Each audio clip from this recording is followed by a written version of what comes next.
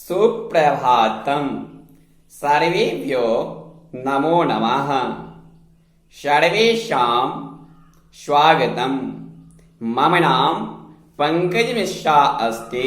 सहायक अध्यापकः संस्कृत विभागः महात्मा गांधी शिक्षण संस्थानं दरभंगा। अद्य अहं भवतां समक्षे कक्षा अष्टम विषयः संस्कृत व्याकरणं प्रकरणं तृतीय तत्पुरुष समासः इति विषयमधिकृत्य पाठयितुम् उपस्थितोऽस्मि। अद्य समास अध्ययनस्य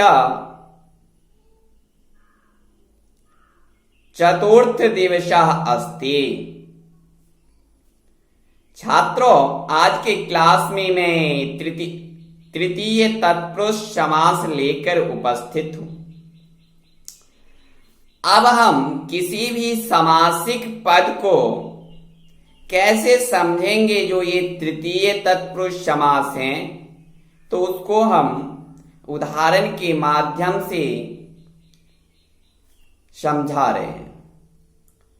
जिस तत्पुरुष समास का पूर्व पद तृतीय विभक्ति में हो, जिस तत्पुरुष समास का पूर्व पद तृतीय विभक्ति में हो, ऐसे तृतीयांत सुबंत पद का तत्कृत अर्थात उसके द्वारा किए गए गुणवाचक शब्द के साथ तथा अर्थ शब्द के साथ तृतीय तत्पुरुष समास होता है। व्याकरण शास्त्र में पाणिनि ने बताए हैं तृतीया तत्कृतार्थेन गुणवचनेन। तृतीया तत्कृतार्थेन गुणवचनेन। जैसे समासिक पद हैं संकलाखंड। ये संकलाखंड जो शब्द हैं ये समासिक पद हैं और इस समासिक पद का अर्थ होता है सरोते से किया गया टुकड़ा। संकलाखंड समासिक पद का अर्थ होता है सरोते से किया गया टुकड़ा। जब हम इसका लौकिक विग्रह करेंगे, जो संकला शब्द हैं वो तृतीय विभक्ति करण कारक में परिवर्तन होगा, चूंकि संकला शब्द पूर्व पद हैं और खंड शब्द जो है वो उत्तर पद हैं। तो संकला शब्द तृतीय विभक्ति करण कारक में परिवर्तन हो जाएगा और खंड शब्द पूर्ववत सदृश ही रहेगा।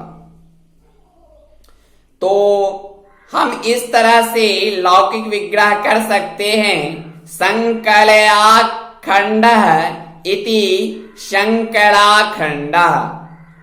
संकलयाखंडः इति संकलाखंडः। संकलाखंडः का अर्थ होता है सरोते से टुकड़े किए गए, चाहे सरोते से किया गया टुकड़ा। अब दूसरा हम लेते हैं समासिक पद धान्यार्थः।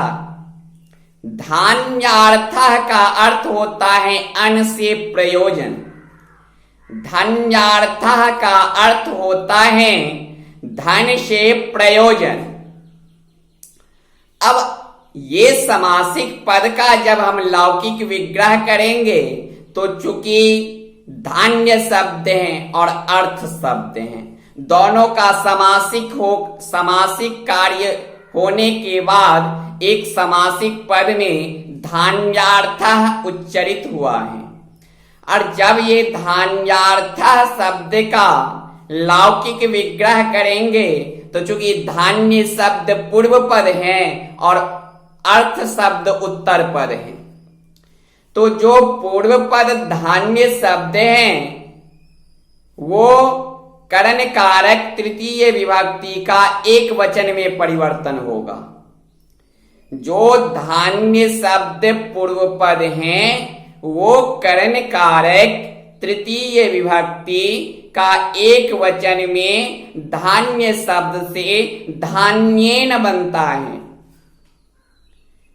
तो ये पूर्व पद धान्येन में परिवर्तन होगा और अर्थ शब्द जो हैं वो पूर्ववत सदृश ही रहेगा।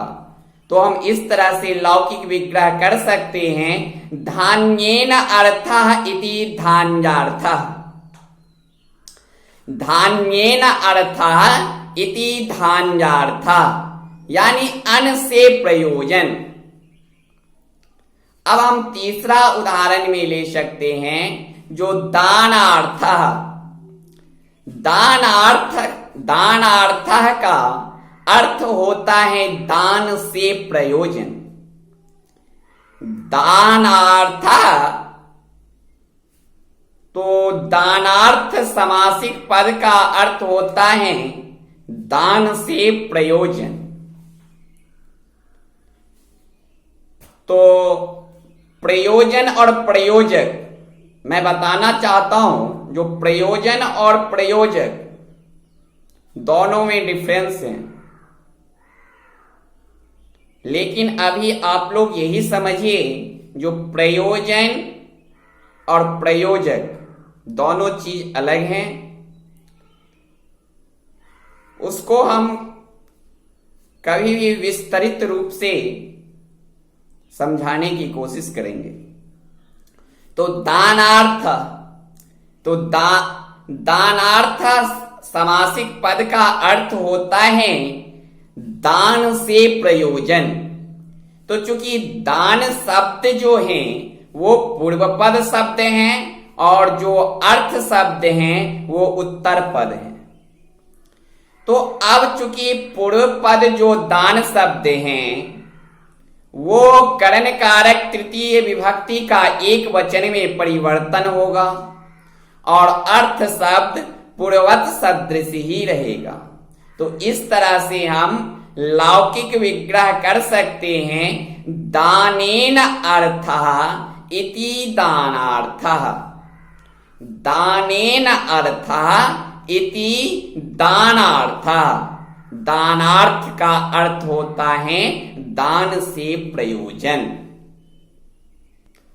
अब हम यदि चौथा उदाहरण में ले तो समासिक पद है मास पूर्वः।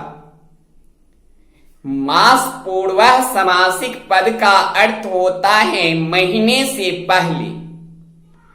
मास पूर्वः समासिक पद का अर्थ होता है महीने से पहले। और जब हम इसका लौकिक विग्रह करेंगे तो मास शब्द जो है वो पूर्वपद शब्द हैं और पूर्व जो शब्द हैं वो उत्तर पद शब्द हैं। तो चूंकि मास शब्द जो है वो करण कारक तृतीय विभक्ति में प्रयुक्त होगा और पूर्व शब्द जो है वो पूर्ववत सदृश ही रहेगा। तो मासेन पूर्वः इति मास पूर्वः, मासेन पूर्वः इति मास पूर्वः का अर्थ होता है महीने से पहले। दूसरा हम कह सकते हैं पितृसदृशः। पितृसदृशः ये समासिक पद का अर्थ होता है पिता के समान। पितृसदृशः का अर्थ होता है पिता के समान। जब हम इसका लौकिक विग्रह करेंगे तो पित्रा सदृशः इति पितृसदृशः, पित्रा सदृशः इति पितृसदृशः। अब हम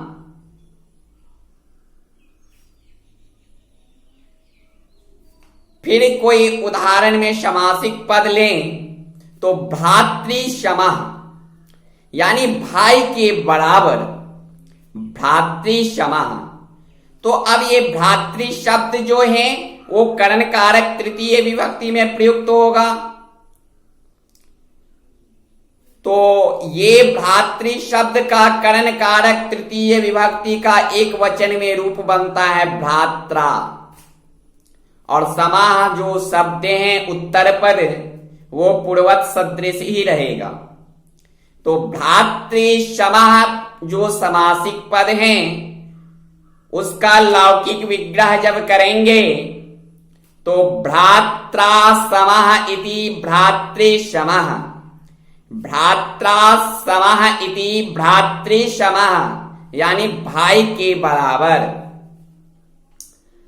अब हम फिर यदि एक उदाहरण ले तो ज्ञानहीनः, ज्ञानहीनः।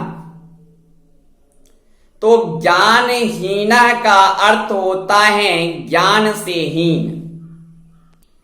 तो ज्ञानहीनः का अर्थ होता है ज्ञान से हीन।